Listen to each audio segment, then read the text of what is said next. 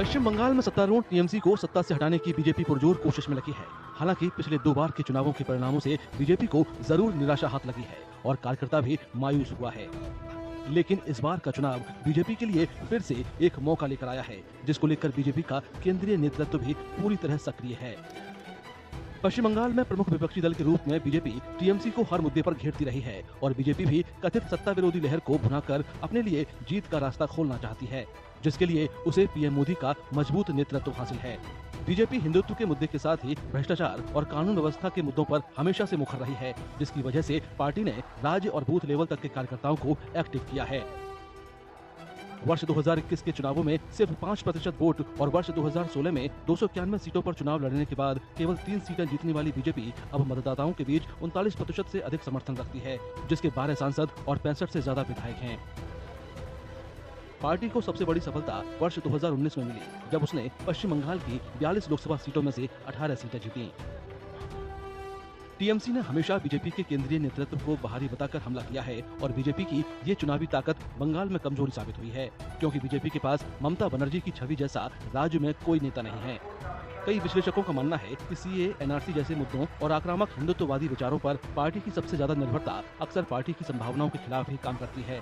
इसके अलावा कुछ लोगों का कहना है कि चुनाव आयोग के एसआईआर को बीजेपी का खुला समर्थन उसके कुछ सबसे वफादार मतदाता समूहों में उसके समर्थन आधार को कमजोर कर सकता है।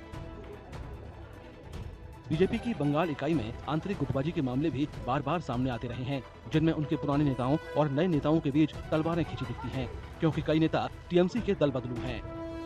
अपनी कमजोरियों के बावजूद बीजेपी के लिए राज्य में सत्ता तक पहुंचने के कई अवसर भी मौजूद हैं। प्रमुख अवसरों में सत्ता विरोधी लहर का लाभ उठाना और 2019 के लोकसभा चुनावों के बाद से बनी अपनी मजबूत पकड़ को और मजबूत करना शामिल है। भ्रष्टाचार, कानून व्यवस्था और विकास जैसे मुद्दों पर मतदाताओं में पनप रही असंतोष की भावना बीजेपी को टीएमसी विरोधी जनादेश को पहले से कहीं अधिक प्रभावी ढंग से मजबूत करने का अवसर देती है। वाम दलों और कांग्रेस के तेजी से घटते प्रभाव क्षेत्र में बीजेपी के पास अपनी पकड़ मजबूत करने और खुद को सत्ताधारी टीएमसी के एकमात्र विकल्प के रूप में स्थापित करने का भी अवसर है। ऐसा लगता है कि बीजेपी के सामने सबसे बड़ी चुनौती टीएमसी की जमीनी संगठनात्मक ताकत को मात देना है। सत्ताधारी खेमे में ममता बनर्जी के सामने बिना किसी लोकप्रिय सीएम चेहरे के चुनावी मैदान में उतरना बीजेपी के लिए चुनौती बन सकता है।